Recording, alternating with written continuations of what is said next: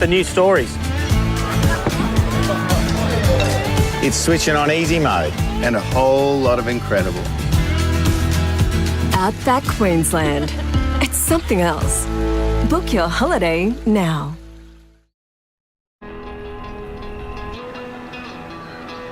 Australian made means made right here in Australia. But it's more than just where it's made. It means made by Australians, backing local businesses and jobs. Made for the way we live, right here. It's why buying Australian made just feels right. Australian made, made right here.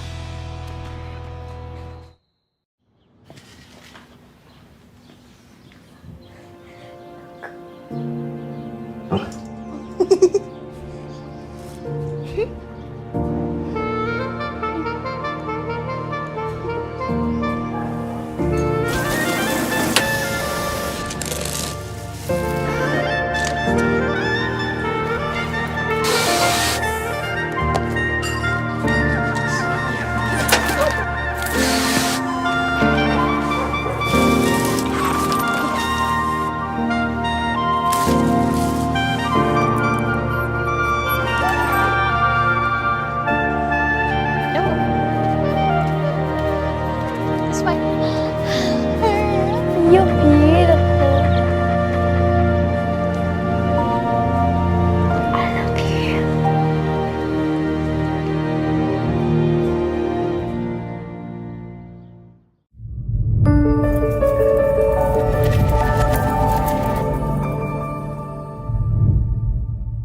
Welcome to the Country Telegraph. Sorry about the delay. You know, we can't help some things. Anyway, it's a reason to have an extra drink tonight. Dan Minogue is a senior partner of a Melbourne law firm, Rennick Gaynor. Over the last 40 years, Dan has become a leading solicitor in the property and commercial law space. He's worked on a vast range of property matters, acting for the State Electricity Commission of Victoria, Frankston City Council, the Trobe City Council, Bass Coast Council, and numerous private landowners. Now, in more recent years, Dan has become an expert in the niche field of compulsory land acquisition in Victoria, acting for claimants in several councils. His particular interest lies in business claims for which he is uniquely qualified. Dan and his team have dealt with around about 400 claims under the Land Acquisition and Compensation Act 1986 and other acts. Been waiting very patiently, Dan has, for us. Thank you, Dan. Sorry about the delay. Sometimes things don't work. Just look at the space shuttle. That didn't work very well at one stage. And thank you for joining us too. For people who are not familiar with the Victorian land acquisition laws passed in 2026, can you abbreviate it for us, please? There were two changes made, Mike. One in 25 to do with a right of access, whereas the Electricity Industry Act permitted access. It had no teeth to enforce that access. That change was made. There's a process in place that if anyone inhibits that access, they'll be subject to penalties. The second change, the one to which you refer in 2026, 11 March this year, was a change that permitted the entity interested in acquiring an easement to acquire that easement without an environmental effects statement process having been conducted. So they could acquire the easement, ultimately determine that the project isn't going to go ahead or it's not going to go ahead on the same alignment, and then work with the landowner to surrender the easement back to the landowner and recover the compensation that was paid. Both of them are designed to speed up the process that's been very difficult in both the Western Renewables Link project and, for that matter, the Victorian and New South Wales interconnector up until this time. Can you just tell me what is so contentious about these amendments? Well, I think Mike, you need to understand the nature of the farmer. There seems to be two groups of farmers. One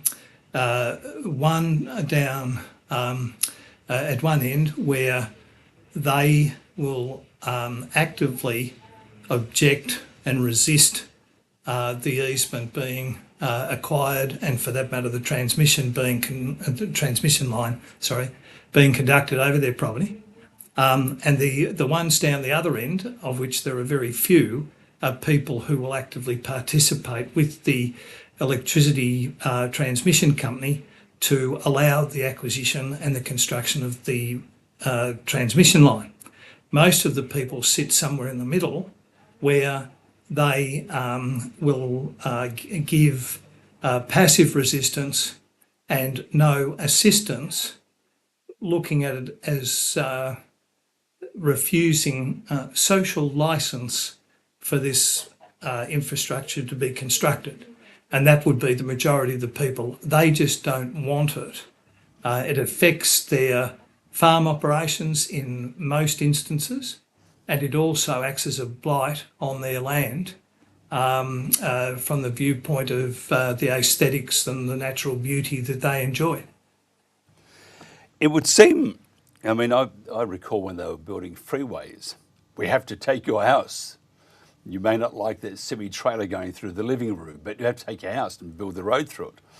A similar sort of thing, isn't it? Except the road was, except for those who were affected, hopefully they got some sort of good money for their places, got some sort of remuneration. But I was thinking about the farm. If they're putting through these either wind turbines or giant power lines and stuff like that, it's a lot of it's based on renewable energies, based on many of us. It's a Make-A-Wish Foundation, just about. It's just all wishing, you know. Well, yeah, I'm not sure. The companies that are doing this are spending a lot of money just purely to try and get the projects out of the ground.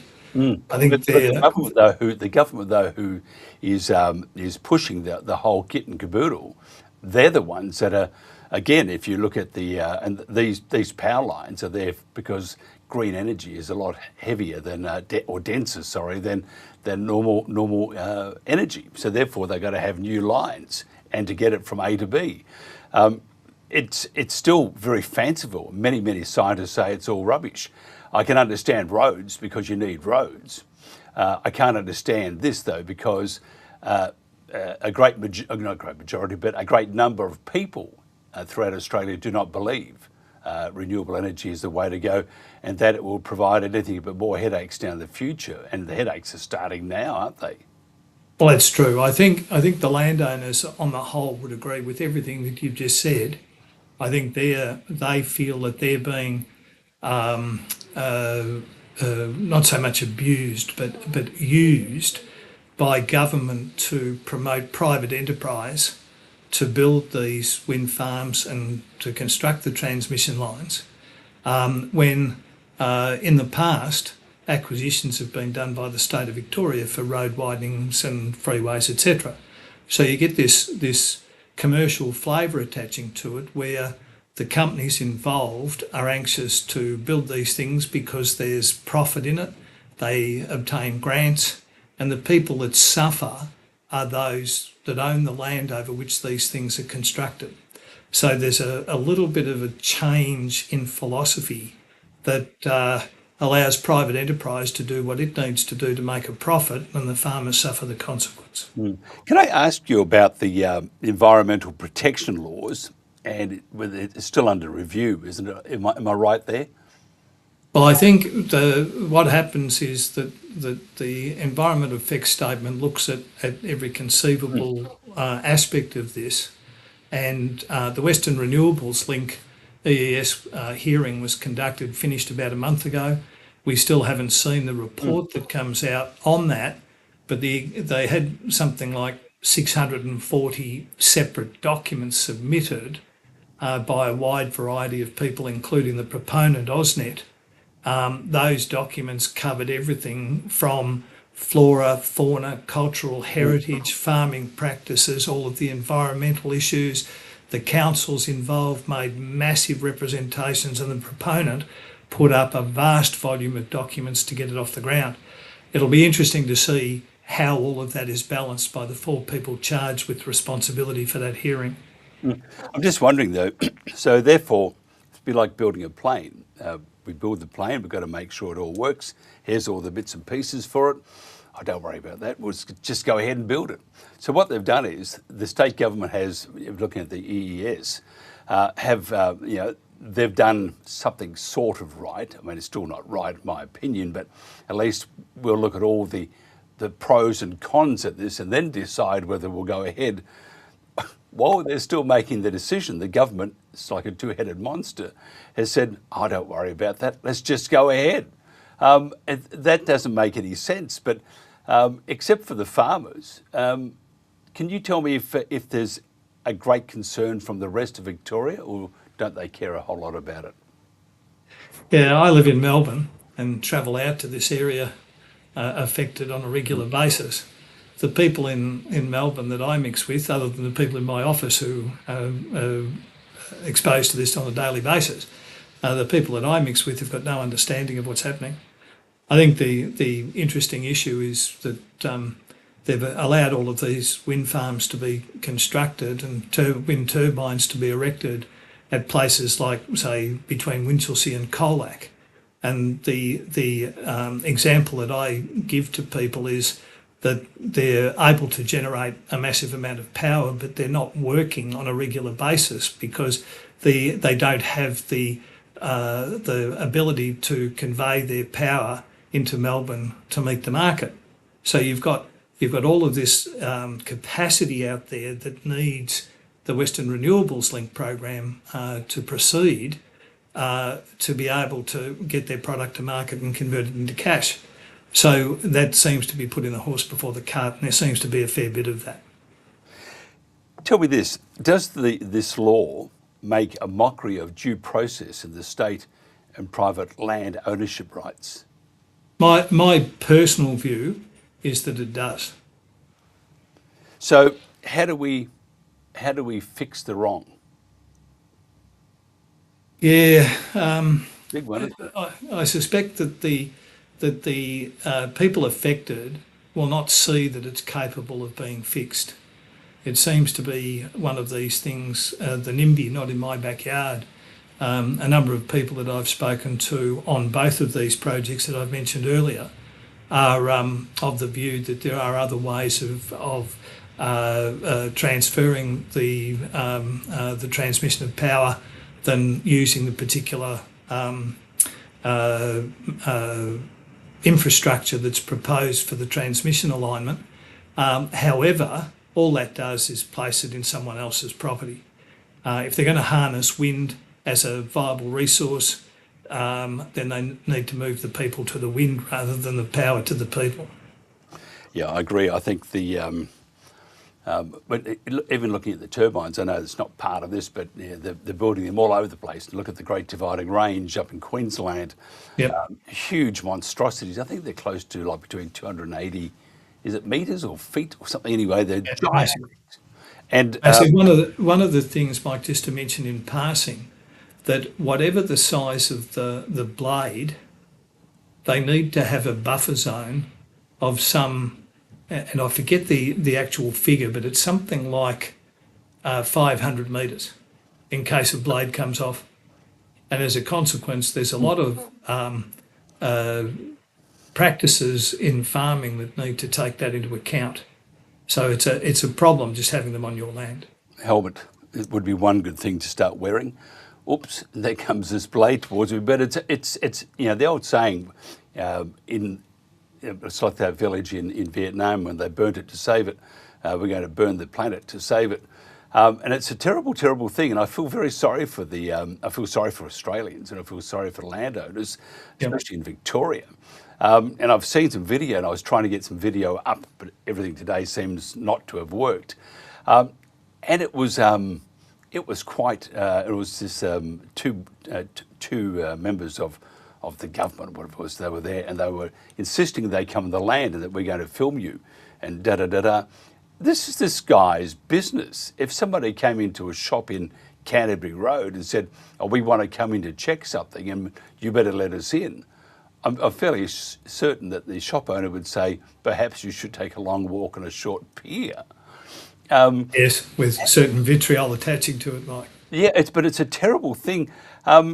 Is there anything that landowners and property owners need to know about the impact of this legislation besides what we're talking about? I mean, what could be worse than them coming in saying, "We're going to do all these, going to put these big towers up, I'm going to do this to your land, you have no choice, and sure, we've given you some money, but heaven help you if you want to raise anything 400 metres either side." Yeah. Which is, people don't think about that. Heaven help if you have a neighbour who you really like, because the value of his property is going to plummet. So what else is there to know? I mean, I think this is just, it's a terrible, it's like a communist country, isn't it? Yeah, they're pushing hard, there's no doubt, for the benefit of private enterprise. There's no doubt. But I think, Mike, the difficulty from my perspective, and this is something that I've been very keen on when addressing some people at St Andrews a couple of weeks ago, is that the option for easement deed and other paperwork that VICGRID have handed to owners comprises a 74-page option deed, a 38-page enablement and access deed, and a whole host of other documents. Now, the problem with that is that it's taken me a number of hours to get on top of all of that.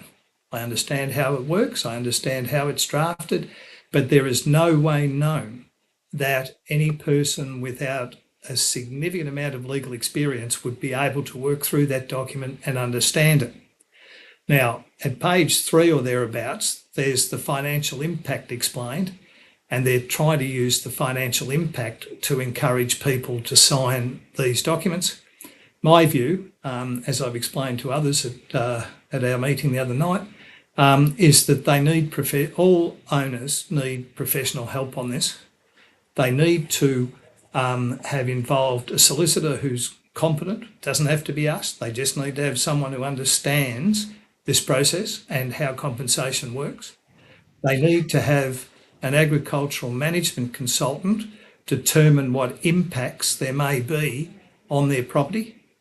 And then they need to be valued to determine exactly what compensation would be paid if compulsory acquisition happens, because VICGRID can only get the easement on the V&I if in fact by agreement or they compulsorily acquire.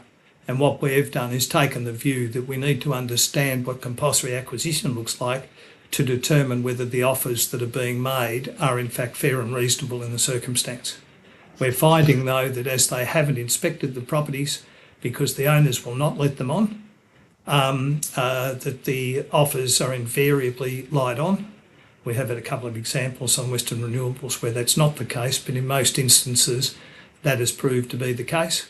And I'd implore people to get involved, get their solicitor involved, and ensure that legal professional privilege is preserved on all documents that are prepared and only released when the owners are inclined so to do. So I think it's a process to protect yourself that I'm promoting. And I totally agree, but if you can tell me if there are anything such as a cheap lawyer, or because they're... No, well, in fairness, the VICGRID, and for that matter, AusNet on the Western Renewables, they have been prepared to meet reasonable fees. We take the precaution of getting proposals from the various experts up front and having them approved by those entities before we commence the process. Now, in most instances, that has been agreed, and therefore it matters not whether your lawyer's cheap or dear, so long as they're prepared to meet the cost, then that's fine. Yeah, that is one tick, but the rest of it's not. Tell me this, if they say no, if the farmer says, as farmers do, bugger off, what happens then? Well, it can go to compulsory acquisition if ultimately and I should separate the steps here. We've talked about them having the right to acquire easements before the EES is completed, but they won't get, in my understanding, they won't get permission, authorisation to construct the project, even if they own the easements, without an amendment to the appropriate planning schemes that will authorise the development. So just acquiring the easement doesn't advance them much until the EES process is completed. Now, if in fact they get to the end of the EES project and the project is then approved and the relevant planning schemes amended to accommodate this development, then if they still haven't got agreement with the landowners, it would go to compulsory acquisition. Unlike VICRID, or what was VICRID, now Head Transport for Victoria, who enjoy compulsory acquisition rights in the Road Management Act, the Electricity Industry Act requires an entity with a licence to seek acquisition powers from the Governor and Council. They are likely to be given shortly after the planning scheme amendments are done, and as soon as that happens, they'll serve notices and go down the path of compulsory acquisition. You know, it's tough enough being on the land, isn't it? But I don't know which is, actually I do know which is worse, whether it's Mother Nature or government. At least Mother Nature, it's doing something it's done for millions and squillions of years, but when you have government, do you tell me this final thing? The state election's coming up. There's part A and part B to this, I've just decided. Part A is the government pushing this quickly because they believe they will get the blessing from the city folk that they're doing something to save the planet from just going away? And secondly, the opposition, what's their views? Because of what I've seen of Jess Wilson, she's probably a little nicer version of the current premier. I think it would be difficult not to draw the conclusion that they're trying to push it through. Right? They had to do things.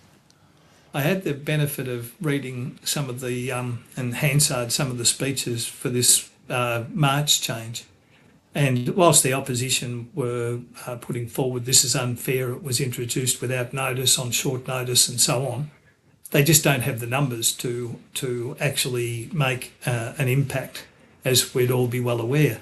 But I think the best thing that the landowners, the farmers, can do is push for political change. That, to me, is the one thing that they can all work hard to achieve. And that's the one thing that should happen.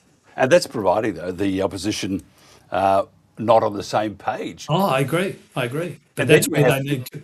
Then you have issues of the contracts in place. Do we have a Mark II version of what happened with Dan? Oh, well, we'll just give you a couple of $1 billion to stop. Correct. Jeepers. Correct. I think politically is the solution, but of course the numbers are weighted to the cities, and that means that work needs to be done to convince the electorate in Melbourne, especially to vote against this. But the trouble is that the power stations in Gippsland are slated to be closing at a certain time. I understand that the state of Victoria is meeting a certain amount of cost to keep them going.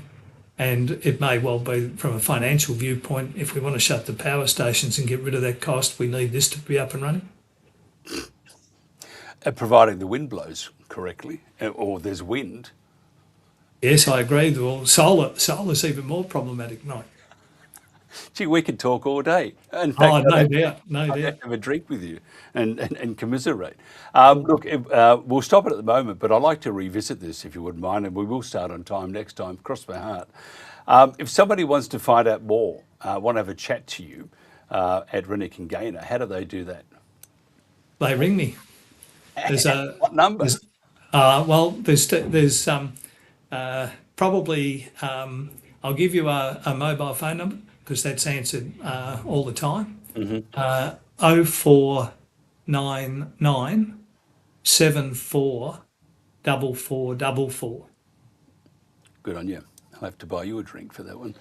No, that's fine. Well, we're happy to talk to people about it. Whether we're retained or not is immaterial. We're just happy to talk about it. Dan, thank you so much. I think it's a terrible thing for Victoria, and I think it's a terrible thing for Australia, and I think all the other governments be going, whoa, they've done the hard work. Let's just try it, try for size. And I don't like the future. It's not looking all that great. We need more people like you, Dan. Thank you, sir. This is the Country Telegraph. Coming up next, we'll talk more, probably more misery and things that are happening in Victoria with Chris Lay. Experience the ultimate day out at the Mildura Field Days happening on May 15th and 16th at the Mildura Racecourse. Discover a vast array of exhibits, from home gardening tools to the latest in large-scale farm machinery. Explore lifestyle, leisure, home products and services, and much more. Don't miss this opportunity to learn, explore and have fun. Enjoy free entertainment, hands-on pets, live music and delicious food. Mark your calendar and join us for an unforgettable experience at the Mildura Field Days.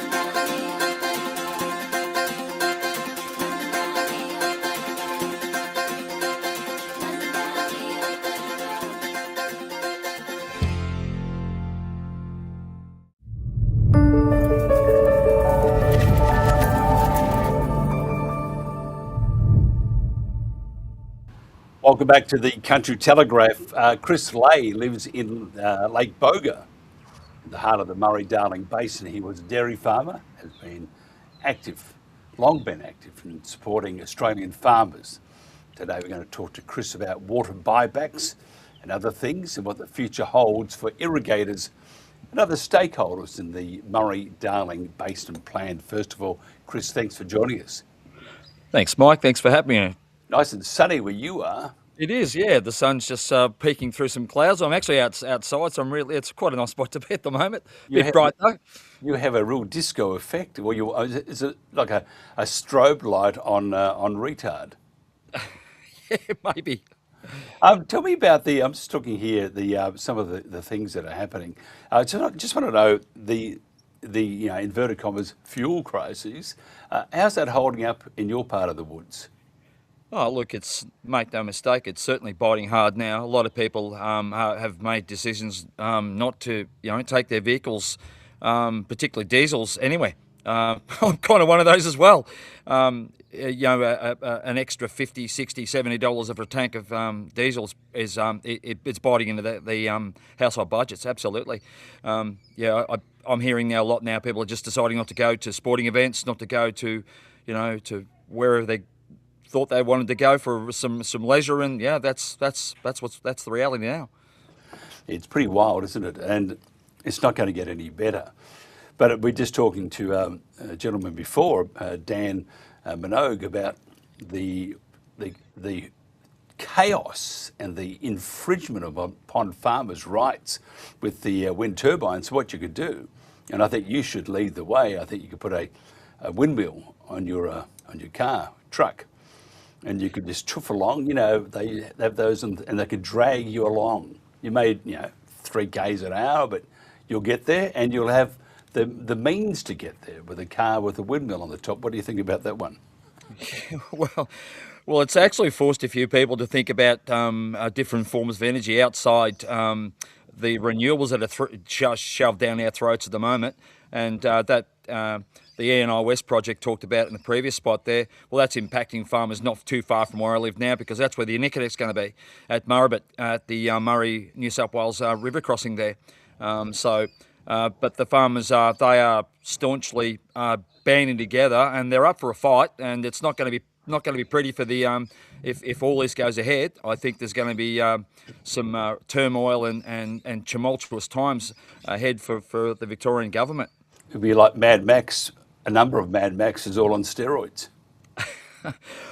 Yeah, we might see a little bit of end time stuff, or some, some of that type of Mad Max stuff. I know, right? I think they should get a farmer angry. Yeah, well, that's right. Don't get a farmer angry. No, absolutely not, Mike. Or a former farmer, for that matter. Yeah, they should. We've got more time to rattle chains and bang pots. I reckon you should remind them what happens at rabbiting time. Oh, yes, right. Yeah, anyway, that's right. I'm not going to go there at all. Now, for people who are not familiar with water management in the Murray-Darling Basin, water buybacks are controversial. Tell us why. For those who are saying, what's all this about a water buyback? Tell us about it. Well, the water buybacks were part of the basin's plan to get water in a way that they can put it back into holdings for the environment. So what's been commonly happening is the state governments will, along with the federal government, will then buy allocations or entitlements and then place them into the Commonwealth allocations to be then meted out to the environment or for the environment. So that's an age of the buyback. So, for example, in our area, in southwest New South Wales, a very large station was purchased by the New South Wales state government. That was Yanga Station, and that had a significant allocation on it.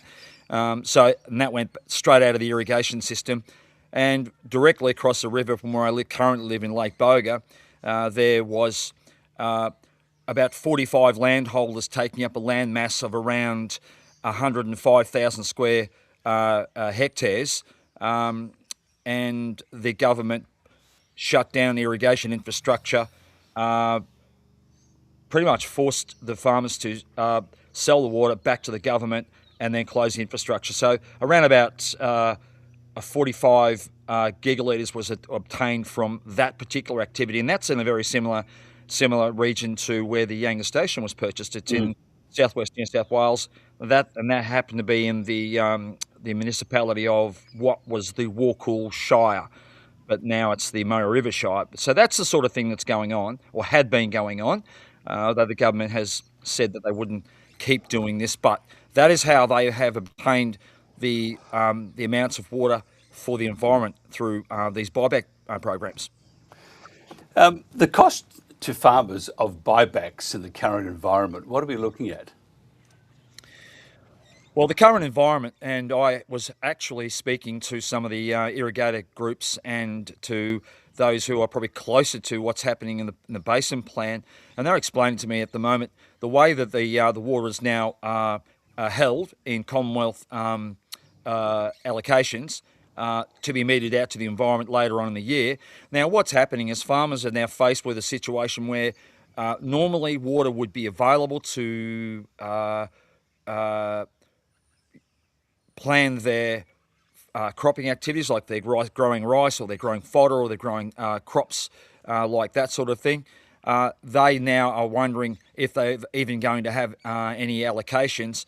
And I think from this current situation where it's a little bit dry, if no rain falls, New South Wales, particularly in the southwest and the Murray Valley and the Murrumbidgee valleys, will probably be facing zero allocations, which means farmers will not be able to, or they are considering not putting in cropping, because if you have no water, you can't do anything. And this is going to have a huge knock-on effect to local economies, to the mental well-being of farmers, of course. If you can't provide for your family, what on earth are you going to do? So these are the sorts of ramifications that are happening right now. Yeah, it's pretty shocking, isn't it? Tell me about the water infrastructure. Now, we've read there is a tremendous amount of water that's lost in the system, sometimes up to 70% in some of the areas. Has this been tackled properly, or has it been tackled, and are we having any success? Yeah, well, that's a good question, Mike. And I guess the simple answer is yeah, it's making a difference. There has been a program for food bowl modernisation. It's been going on for the last decade, and that's improving delivery infrastructure, particularly areas that where infrastructure is going through porous soils and you're losing water to infiltration. So they've done a lot to try and remedy that. So they call that efficiency. So part of those efficiencies, and it seems rather insensitive to farmers. If you make it an efficiency or more efficient, you'll pass it on to the farmer. But no, that's not what's happening here. When there are delivery efficiencies, it's then taken back by the government and saying, well, because we've got delivery efficiencies, well, we'll claim that as part of our savings. So, but it is working, and when you have used technology to improve anything that makes things more efficient, well, it's welcome, and I think everyone will agree, farmers too.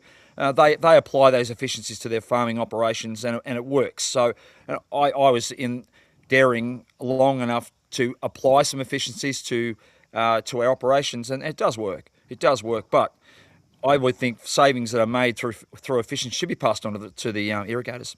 Totally agree. If somebody wants to find out more about what you do, or have a bit of a natter, tell you a few lies, some truths, have a beer, all that sort of stuff. Well, welcome a beer anytime. They can talk footy. If you want to catch up for a beer, fine. Give me a call. I can give you my number. Jump onto the Citizens Party website. I'm there. My profile's there. You can see me. My name is publicly available. So yeah, you can do that. I'll give out a number if I wish. Australia's least wanted. I hope not. No, we love you. We love you. I like to be wanted. And fantastic. Chris Lay, thank you very much for your time. Always a pleasure.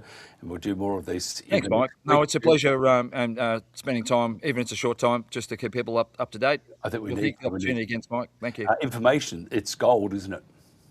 Definitely, yeah. I think we all need to be told the truth, and that's. I hope I can be a vehicle for that. Mm-hmm. Fantastic. Chris Lay, thank you very much for your time. Okay, we're going into the weather now, and then that's it. So have a great day. Hopefully things work properly tomorrow, which they will. We'll find out what the weather holds for you right around Australia, with thanks to the Bureau of Meteorology.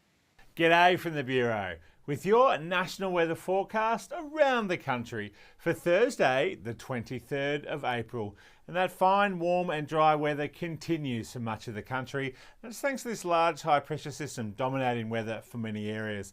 Though it will be bringing onshore flow from around Sydney across much of the New South Wales and Queensland coast. That's going to bring showers there. Warm and dry in Tasmania, Victoria and also South Australia.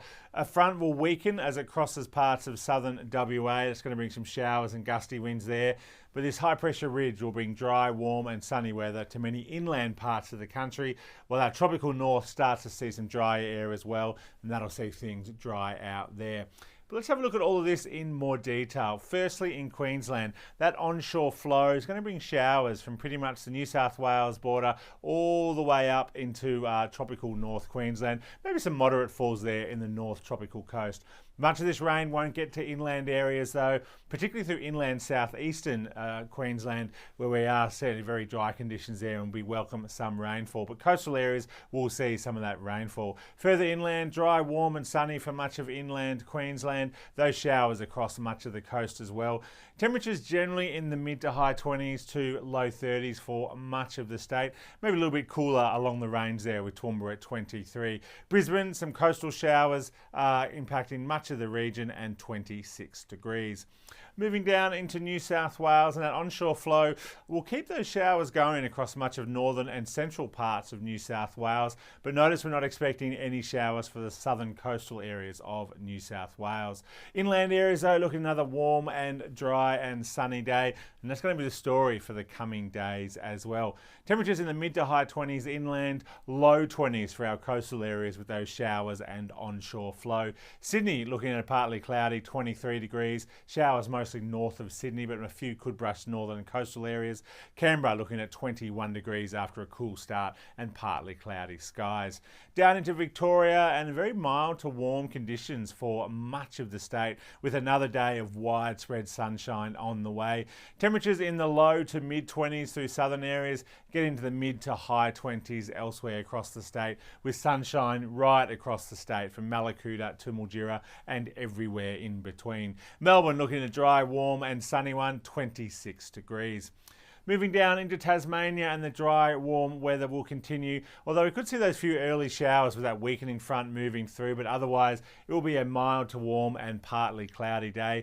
Temperatures in the low 20s for much of eastern areas, and in the high teens to 20 degrees for northern and western parts of the state. Hobart looking at a mild 21 degrees and partly cloudy skies.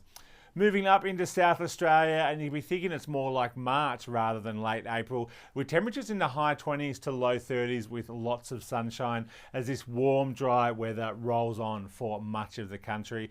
Temperatures, as I said, low to high 20s to low 30s in the south, but also in the north as well. Adelaide looking at a warm, dry and sunny day, 29 degrees. Moving over into WA, and we'll see that cold front move through in the early hours through southwest parts of WA, and then it'll continue moving across southern parts of the state during the day, but it will weaken rapidly, so we're not expecting any moderate or heavy falls through our inland areas, with most of the rain confined to coastal parts of southwest WA, and maybe see a few inland storms as well through the goldfields. Elsewhere though, it will be another dry, warm and sunny day, particularly ahead of the front. Temperatures in the high 20s to low 30s, up into the high 30s through inland parts of the Pilbara, but coastal and southwestern parts of WA, a much cooler day on the way. Showers slowly easing in Perth, 21 degrees, but coastal areas could even be below 20 there. Moving up into the Northern Territory, and dry season almost starting to kick in now. Dry, warm and sunny conditions for southern parts, and now starting to dry up through northern parts as well, even the top end. Just could see an isolated shower through northern and eastern parts of the top end. Maybe just a chance of a shower through the Kimberley as well. But temperatures in the low to mid 30s with lots of sunshine. Even Darwin looking at 33 degrees and partly cloudy skies. And if you want the latest forecast for your area, you can always get the latest forecasts and warnings via our website and app. And I'll be back tomorrow to give you the next day's forecast.